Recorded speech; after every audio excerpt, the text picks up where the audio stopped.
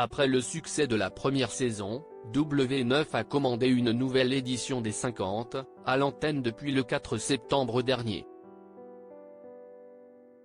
Comme l'an passé, le programme qui remplace les Marseillais a réuni une pléiade de candidats de télé-réalité et d'influenceurs, tous plus déterminés que jamais pour parvenir en finale.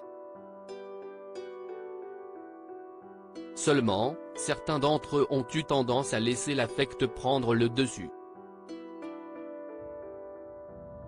Ce qui a donné lieu à des rebondissements inattendus. Et ce n'est pas Manon et Julien Tanti qui diront le contraire. Manon Marceau et Julien Tanti @Instagram. Le couple ne garde pas vraiment un bon souvenir de cette nouvelle expérience, où il n'était pas forcément privilégié. Le roi des problèmes, qui a participé pour la première fois à un programme autre que les Marseillais, a d'ailleurs très vite compris qu'il n'avait pas que des alliés indéfectibles, comme il en avait toujours eu l'habitude. En témoignent les derniers épisodes, où l'on a pu voir Manon devoir faire ses valises, victime des stratégies de ses petits camarades. Une victime collatérale ? Et oui, les parents de Thiago et Angelina n'ont rien vu venir. Ils se sont ainsi attirés les foudres d'Alex Giudicelli, qui ne leur a pas pardonné de ne pas avoir voté en faveur de Romain Lamour, avec laquelle il venait de se mettre en couple. Bien que la Ruténoise appartienne désormais au passé sentimental d'Alex, ce dernier n'a pas hésité à trahir son alliance pour venger le départ de la pétillante blonde. En effet, le jeune homme en a fait une affaire personnelle et a orchestré avec Enzo Zadig pour faire sortir la femme de Julien Tanti, lorsque cette dernière s'est retrouvée sur le banc des éliminés. Et Alex parviendra à ses fins grâce à un coup de pouce inattendu. Ignorant les intentions d'Alex, Jessie Herrero s'est mise d'accord avec Nicolas Couteau, découvert dans le dernier cross des Marseillais, pour piper la dernière épreuve imposée par le Lion et ainsi sauver leurs acolytes du banc des nominés. Un plan qui a fonctionné, d'autant plus qu'ils ont été tous deux repêchés par les membres de leur alliance. Cependant, cela a entraîné l'élimination de Manon. Sur le chemin qui ramenait les candidats de la Reine au château, en attendant l'issue des votes, Jessie a alors fait part de sa stratégie à haute voix, pour faire sortir un des membres de l'Alliance des Marseillais.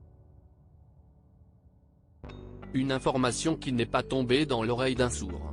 Jade Leboeuf et Stéphane Rodriguez @Instagram. Jade Leboeuf et son compagnon Stéphane Rodriguez ont ainsi eu vent de ces révélations, qu'ils ont promis de garder pour eux.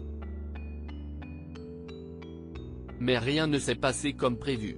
Ce n'est qu'un jeu et oui, après le départ de Manon, les langues se sont finalement déliées et les esprits se sont échauffés. Jade a finalement révélé à Naka la manigance de Jessie et le chéri d'Héloïse Appel s'est ensuite empressé d'en informer Julien. Celui-ci est tombé des nues, avant de confronter ses petits camarades. Mise au pied du mur devant tous les autres candidats, Jessie a toutefois nié en bloc et mollement tenu tête à Jade, dont la version a convaincu Julien. Jessie a alors rendu les armes, avant de s'isoler pour fondre en larmes et se dire prête à quitter l'aventure. Jessie Herrero @DR. Ce lundi 16 octobre, Jade Leboeuf est revenue sur cette séquence, qui a été grandement commentée sur les réseaux sociaux. Et la fille de l'ancien footballeur international français ne regrette rien, le plus important pour moi était de protéger les personnes mises en danger. Je n'aurais pas pu garder cette info maladroitement divulguée pour moi, en sachant que je n'avais plus de lien avec elle plutôt que les tricheurs. Capture d'écran @Instagram. Avec philosophie, la jeune femme de 32 ans a tenu à rappeler, n'oublions pas que ce n'est qu'un jeu et chacun a le droit de jouer à sa manière. Selon vous, Jade Leboeuf et Stéphane Rodriguez ont-ils réussi à se hisser en finale? Restez connectés.